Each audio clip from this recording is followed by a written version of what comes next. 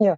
So for this question, if 7 times the 7th term of an AP is equal to 11 times the 11th term, then what will be the 18th term, right? So relation is given. So we'll use this relation, right?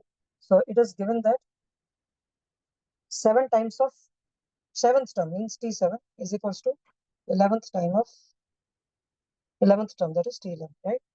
Okay. So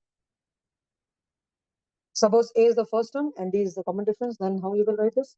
So 7 into A plus 6D, right? Okay, because n value is 7, and here it will become 11 A plus 10D, right? So this will be an equation. Getting that? Okay. Now you can simplify this. 7A plus 42D. This is equal to 11A plus 110D, right? Simplify more. So this will become 4A plus 68D, right? This equal to 0, because if you subtract these two terms, because they are equal, so result will be 0. So A will be equal to A plus 17D will be equal to 0, right? Dividing both the sides with 4. Now A plus 18 minus 1, right, into D will be 0. That means T18. So how we have written this 17D, because these are the form of this A plus 17D, which can be written as 18 minus 1. That means T18 is 0. So from here we get that 18th term of the AP is 0. Is that clear? 18th term of the AP is 0. Okay. Now, so we have seen that, like, what is the nth term of an AP? That is Tn. A is equals to A plus n minus 1D, where A is the first term and D is the common difference, right? And n is the nth term, right? Now, so look at this question number 13, based on how to find the nth term from the end. Find the 11th term from the and of the AP given here, 12, 8, 4, 2 minus 84, right? Now we have to find the 11th term from the and, right? So first we'll write down what is A. A is 12 here, right? Common difference D is 8 minus 12. So this is minus 4, it is negative. L, the last term, is minus 84. And nth term, which we have to find from the end, is 11, right? Because we have to find 11th term, right? So n is 11. So now, according to the formula, the 11th term from the end of the AP will be equal to, according to the formula, L minus n minus 1 into P, right? Now put the values here. L is minus 84 minus n. N is 11. 11 minus 1 into D. D is minus 4, right? Now we will solve this. So minus 84 minus 11 minus 1 is 10. 10 into minus 4 is minus 40, and this one is minus. So minus minus will become plus. So that is minus 44, right? So hence the 11th term from the end of the given AP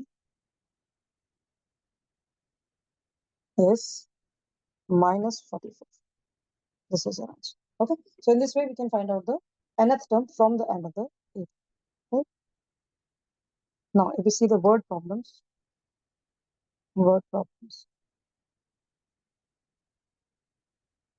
on AP.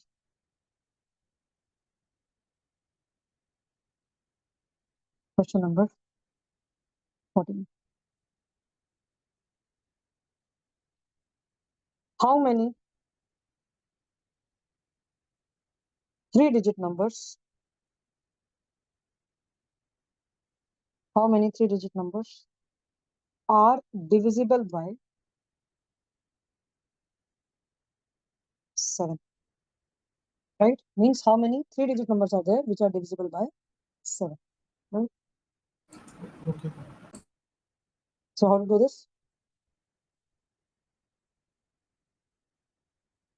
First, we should write some 3-digit numbers, right? The first 3-digit number divisible by 7 is 105. The next 112, keep on adding 7, right?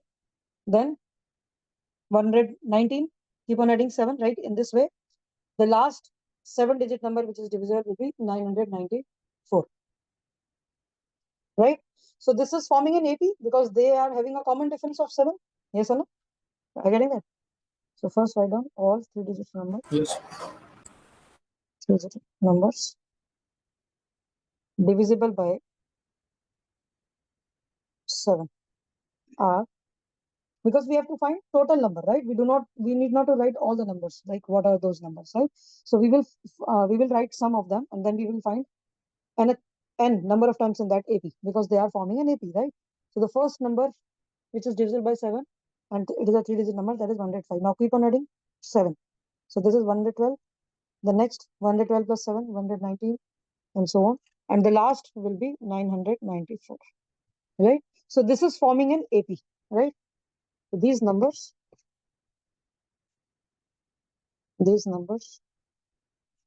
forms an AP, right? And for this AP, A, the first term is 105, and D, which is the common difference, is 7, right? And what is the last term? It is 994, right? Now it contains, it contains n terms, right? Then the last term, nth term will be, which is 994. This is equal to A plus n minus 1 into D, right? So 994 is equal to A is 105 plus 9 minus 1, right? N minus 1. And we have to find into D. D is common difference, that is 7. So from here, we can easily find the value of n. Yes or no? Do it.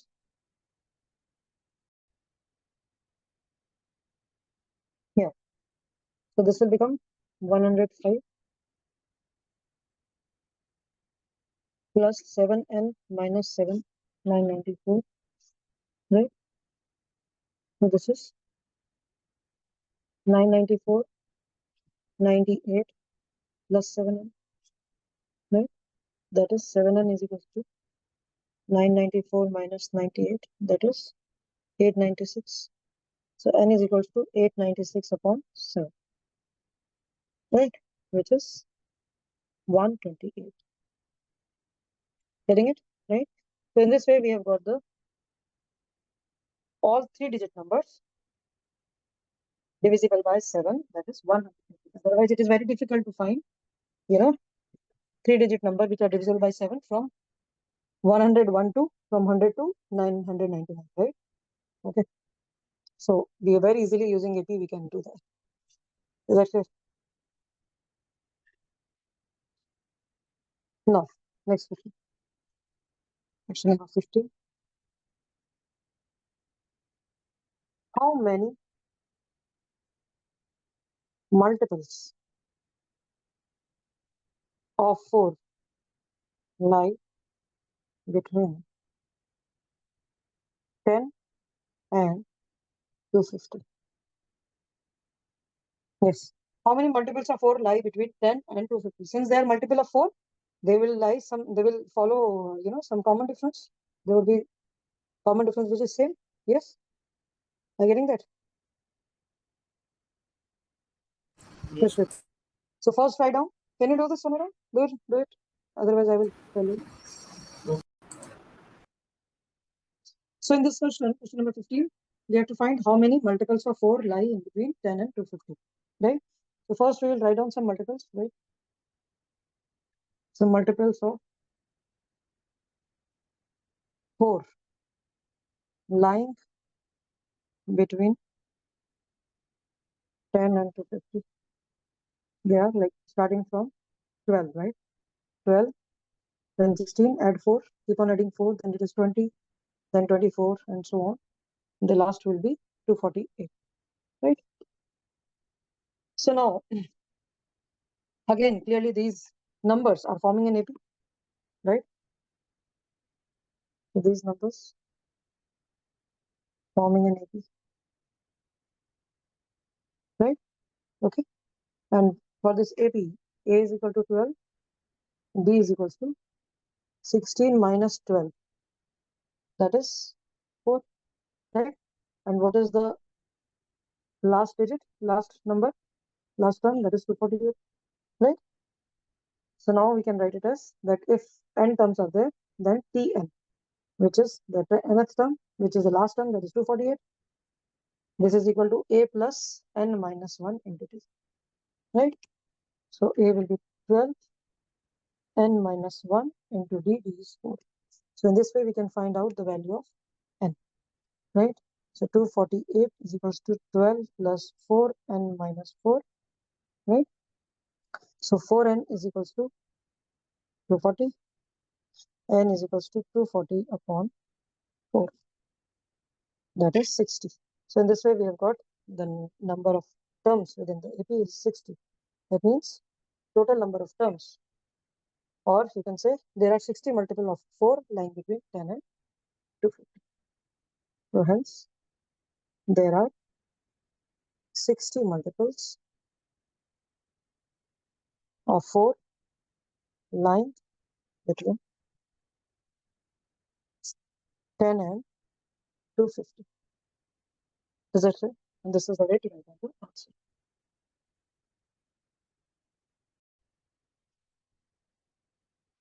So now for question number 16, right? Sum of rupees 1000 invested at 8% per annum, simple interest. Now we have to find out the interest at the end of 1, 2, 3 years.